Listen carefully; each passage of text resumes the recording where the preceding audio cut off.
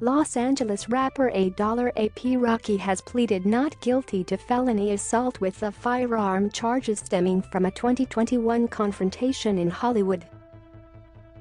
He is accused of drawing a gun and firing it twice in the direction of a former friend during an argument in Hollywood in November 2021.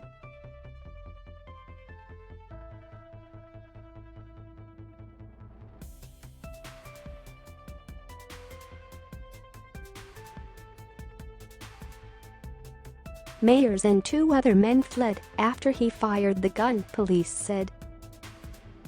He was first arrested in the incident at Los Angeles International Airport on April 20 and was released on bail the same day.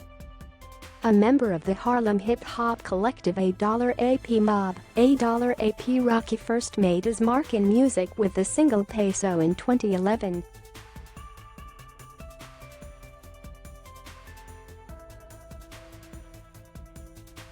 Long-lasting A$AP. He has been nominated for 2 Grammy Awards